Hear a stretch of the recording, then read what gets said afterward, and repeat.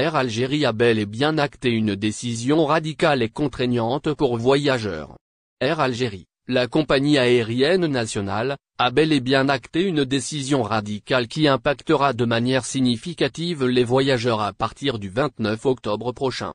Les voyageurs devront désormais se conformer à une politique de bagages plus restrictive, ce qui peut avoir des conséquences sur leur expérience de voyage.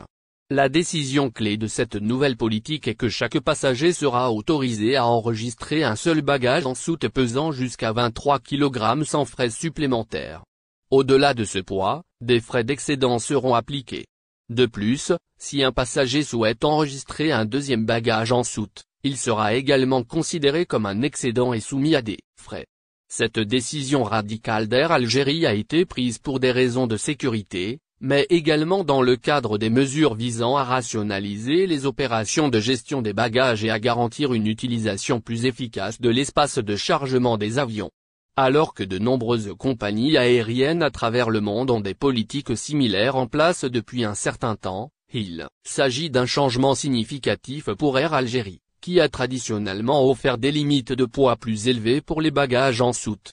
En ce qui concerne les détenteurs de cartes de fidélité Air Algérie, des incertitudes subsistent quant à l'impact de cette nouvelle politique sur les avantages liés aux cartes de fidélité. Jusqu'à présent, les cartes de fidélité permettaient aux voyageurs de bénéficier d'une franchise de bagages plus généreuse, notamment des kilos supplémentaires autorisés en soute.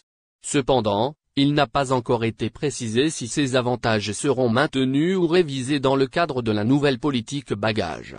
Pour rappel, le pavillon national a également annoncé des modifications importantes de sa politique de bagages cabine, ce qui a suscité des inquiétudes parmi les voyageurs.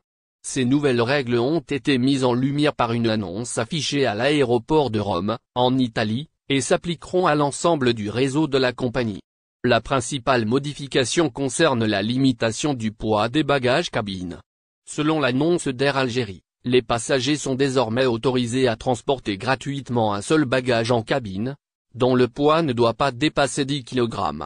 Au-delà de cette limite, un supplément de 160 € par pièce sera appliqué. À Paris, ce montant est porté à 180 €. Ces frais s'appliqueront à tous les passagers, qu'ils voyagent fréquemment ou occasionnellement. Cette décision a immédiatement soulevé des préoccupations parmi les voyageurs, car les politiques de bagages des compagnies aériennes sont souvent un élément essentiel dans le choix de la compagnie. Les passagers sont de plus en plus attentifs aux coûts associés aux bagages, car les frais supplémentaires peuvent rapidement faire grimper le prix du voyage. De nombreux voyageurs ont exprimé leur désaccord avec cette nouvelle politique, la qualifiant de punitive et excessive. Certains estiment que les limites de poids imposées sont trop strictes et qu'elles ne tiennent pas compte des besoins légitimes des passagers, notamment ceux voyageant pour des périodes plus longues ou avec des équipements spéciaux tels que du matériel de travail ou des équipements sportifs.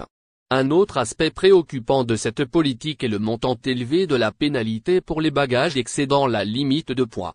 Les 160 à 180 € exigés pour chaque bagage excédant 10 kg peuvent rapidement devenir une charge financière importante pour les voyageurs, en particulier pour ceux qui voyagent en famille ou avec beaucoup de bagages.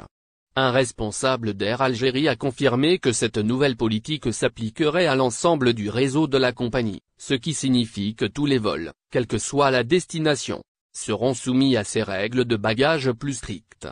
Cela a également suscité des inquiétudes parmi les passagers qui ont déjà réservé leur vol avant l'annonce de ces changements, car ils ne savaient pas à quoi s'attendre en matière de